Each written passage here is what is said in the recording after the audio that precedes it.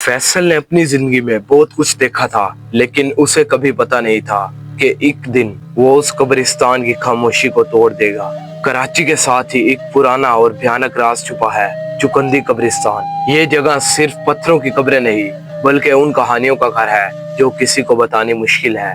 ये कब्रिस्तान अपनी अजीब नक्शों के लिए मशहूर है, जिन्हें समझने की कोशिश में दुनियावी आर्कियोलॉग भी हैरान हैं। मगर इसके अंदर एक ऐसी कहानी छुपी है जो पुराने लोगों को भी जगाती है।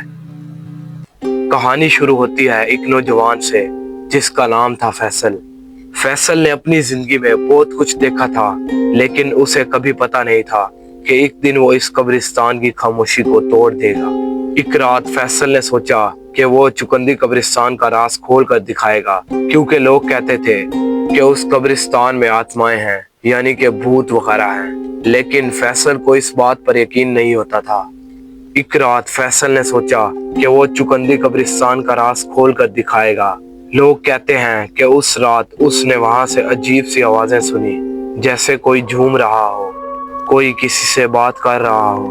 फैसल की हिम्मत बढ़ती गई और वो कब्रिस्तान के सबसे पुराने हिस्सों में घुस गया।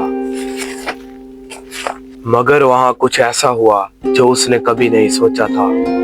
कब्रिस्तान के अंदर फैसल को महसूस हुआ कि कोई उसका पीछा कर रहा है। पत्थर के नक्श जिंदा लग रहे थे, हवा में सरसराहट बढ़ने लगी। ये देखकर फैसल ने भागने की कोशिश की, मगर रास्ते बंद हो गए और जमीन बढ़ती गई। अचानक से एक पुराना सा साया उसके सामने आया।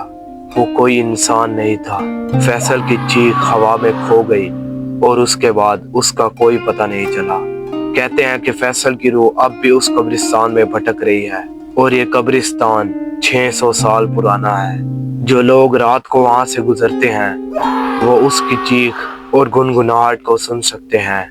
लोग डरे हुए हैं कि फैसल के साथ जो हुआ वो राज आखिर क्या है जो उस कब्रिस्तान के पत्थरों में छुपा हुआ है, और ये राज सिर्फ तभी खुलेगा जब कोई उस कहानी को दोबारा जीने की हिम्मत करेगा। अगर तुम भी चाहते हो कि मैं पाकिस्तान की मिस्टीरियस चीज़ों के बारे में आपको बताऊं, तो जल्दी से चैनल को सब्सक्राइब करो और कमेंट में बताओ।